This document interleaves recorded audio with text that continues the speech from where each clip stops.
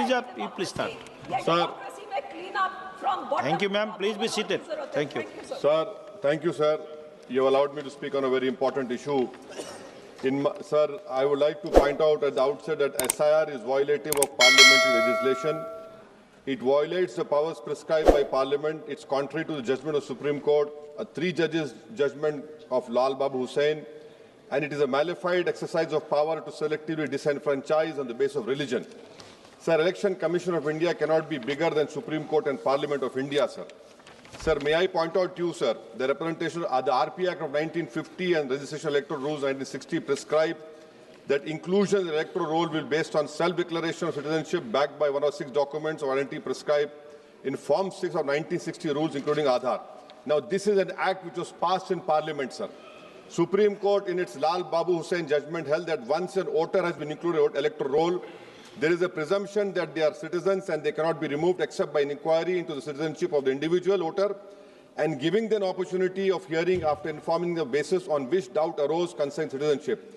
What is happening now is that the Election Commission is putting the burden of proof on the voter. It is completely in violation of the Representative of People Act 1950, Electoral Rules of 1960 passed by this House, and the Supreme Court judgment of Lal Babu Hussain, sir. SIR, sir, has turned this head on its head and puts onus on the voters, sir. Sir, voters who were part of the electoral roll in 2025, instead of being given the benefit of presumption, are required to submit documents to prove the citizenship. The 2003 electoral roll is arbitrarily fixed as the baseline for which revision is being conducted. Sir, ECI is not a body empowered to go into question of citizenship. A power lies with Ministry of Home Affairs, Government of India, and Foreigners Tribunal created under the Foreigners Act. Sir, may I point out to you that what ECI is doing is wrong. Section 14A of Citizenship Act 1950, read with 2003 NRC rules, Section 4, subsection 2, 3, 4, 5, 6, prescribe just such an exercise of evaluation of citizenship to be conducted by central government. How is it the ECI is assuming the power given to another agency of Parliament just by passing an executive order? This is an occupied field. The ECI has no role to intervene. Sir, as per the ECI release, 65 lakh voters were included, whose names were included in the electoral roll after the commencement of SIR exercise omitted from draft roll published on August 1, 2025. After that, sir, several lakh voters where names were included in draft roll were served with show cause notice. I have the copy of show cause notice that doubts had arisen on their right to be included in the electoral roll, and they were asked to appear in person with documents to prove that they were entitled to be included in the electoral roll. Sir, on what basis did the ECI issue these notices? How did the doubt arouse? Form 6 rule has been passed by this August House.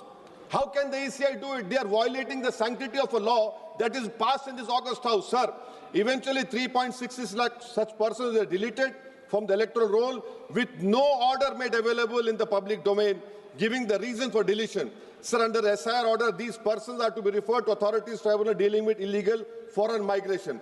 Now, sir, look at this, what the government is supporting the ECI.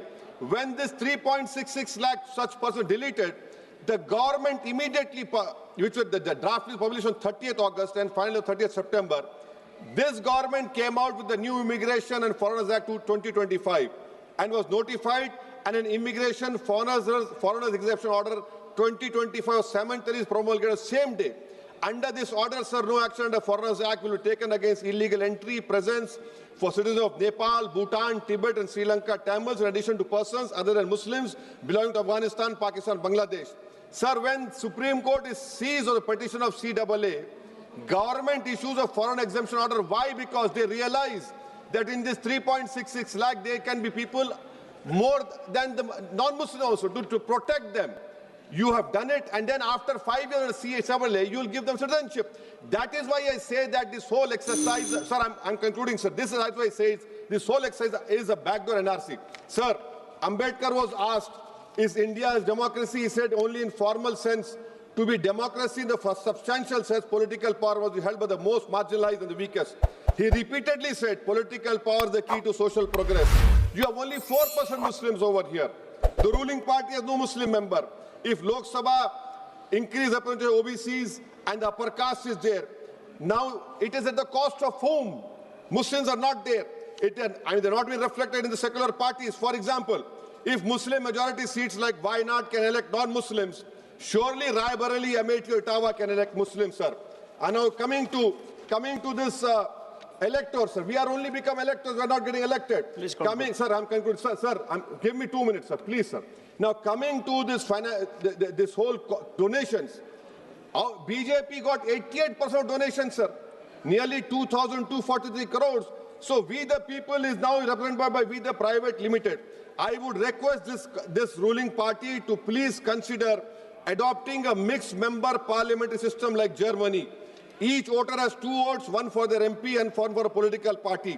A tally is done. First, all local winners get seats, and the rest of seats are filled with the overall number of seats. Each party matches roughly percentage. Secondly, sir, delimitation. Don't do delimitation like what you have done in Kashmir and in Assam. Because if BJP it is delimitation, another game, it has to win. Then the loser is going to other political parties. But the loser will be country's democracy. Sir, right to vote. Ambedkar called it a principal theory of the Constitution.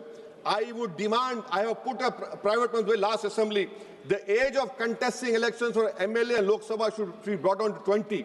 Rajya Sabha 25, for Vidhan Sabha 22. Why? Because, sir, we have 52% of India's population under the age of 30. What are we giving to them? So that is why I propose. And lastly, sir, I'm including this. Lastly, sir. Sir, I'm just concluding, sir.